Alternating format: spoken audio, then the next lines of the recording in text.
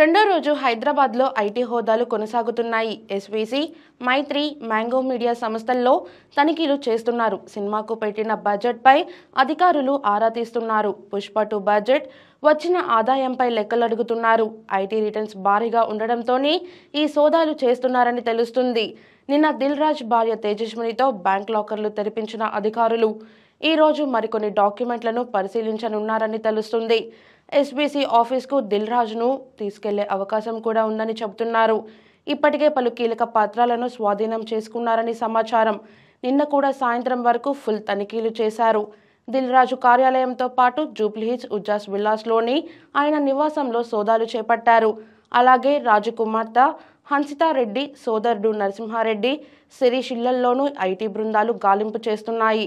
మైత్రి movie makers నిర్వాహకులు నవీన్, రవిశంకర్లతో పాటు CEO cherry ఇళ్ల కార్యాలయాల్లోనూ ఐటీ అధికారులు సోదాలు చేపట్టారు.